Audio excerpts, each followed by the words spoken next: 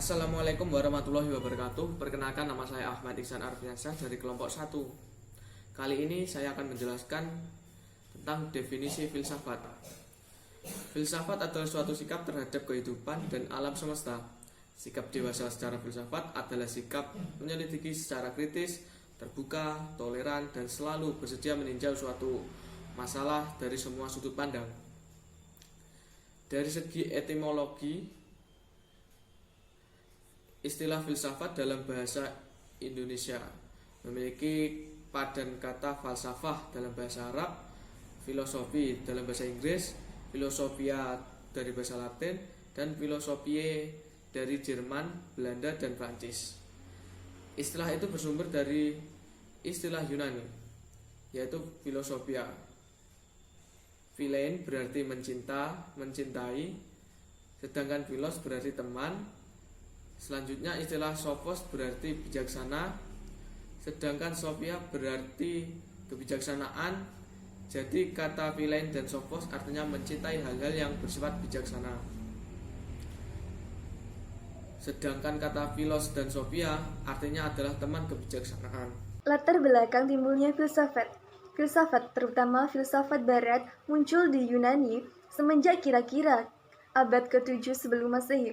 Filsafat muncul ketika orang-orang mulai berpikir-pikir dan berdiskusi akan keadaan alam, dunia, dan lingkungan di sekitar mereka. Akibat dari berkembangnya kesusastraan Yunani dan masuknya ilmu pengetahuan serta semakin hilangnya kepercayaan akan kebenaran yang diberikan oleh pemikiran keagamaan, peran mitologi yang sebelumnya mengikat segala aspek pemikiran kemudian secara perlahan-lahan digantikan oleh logos dalam kurung, rasio atau ilmu. Para filsuf kemudian mencoba memandang dunia dengan cara yang lain yang belum pernah dipraktekkan sebelumnya, yaitu berpikir secara ilmiah. Objek kajian filsafat dibagi menjadi dua. Yang pertama, objek material, yaitu sesuatu hal yang dijadikan sasaran pemikiran.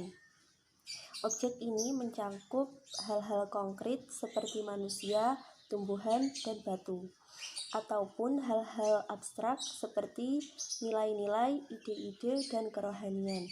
Yang kedua, ada objek formal, yaitu cara meninjau atau memandang yang dilakukan oleh seorang peneliti terhadap objek materialnya serta prinsip-prinsip yang digunakan. Ciri-ciri berpikir kefilsafatan. Berpikir kefilsafatan memiliki karakteristik dan keunikan yang dapat membedakan pemikiran filsafat dengan bidang ilmu yang lain. Berikut adalah 8 ciri-ciri berpikiran filsafat, diantaranya yang pertama adalah radikal. Radikal memiliki artian memikirkan sesuatu hingga ke akar permasalahannya sampai terwujud pada hakikat pemikiran yang telah ditentukan. Pemikiran yang kedua adalah universal. Universal memiliki artian memikirkan sesuatu secara kaidah umum. Pemikiran yang ketiga adalah konseptual.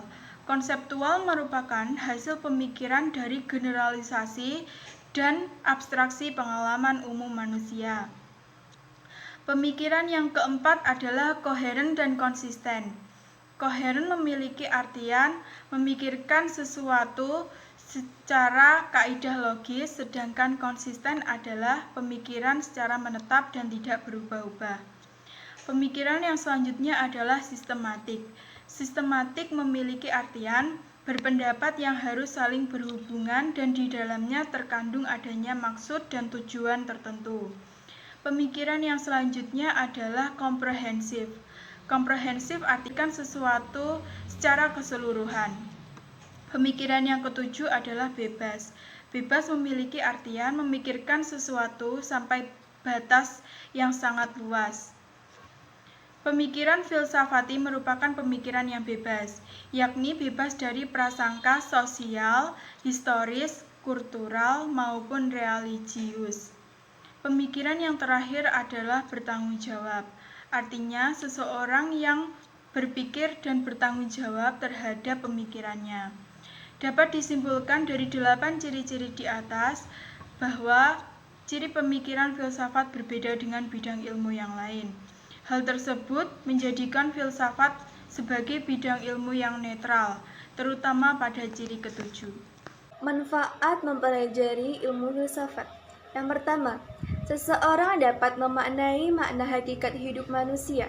Yang kedua, dengan berfilsafat, manusia selalu dilatih, dididik untuk berpikir secara universal, multidimensional, komprehensif, dan mendalam, sehingga akan menjadikan seseorang cerdas, kritis, sistematis, dan objektif dalam melihat dan memecahkan beragam problema kehidupan sehingga mampu meraih kualitas keunggulan dan kebahagiaan hidup. Yang ketiga, menggapai kebijakan nilai. Nilai diperoleh dengan berpikir mendalam. Nilai itu penting untuk mengatur kehidupan.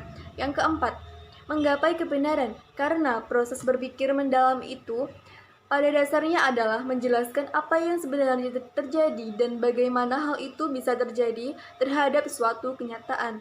Yang kelima, memahami diri sendiri dan masyarakatnya. Misal, egoisme meningkatkan kesadaran kolektif. Yang keenam, filsafat untuk mengubah kehidupan. Artinya, dengan filsafat, orang akan terdorong untuk mengubah segala sesuatu yang ternyata telah jauh menyimpang dari nilai-nilai kebenaran. Dalam hal ini, juga berarti bahwa filsafat juga tak dapat dipisahkan dari kerja mengubah kehidupan. Sekian dari kelompok 1, bila ada kurang lebihnya mohon dimaafkan. Wassalamualaikum warahmatullahi wabarakatuh.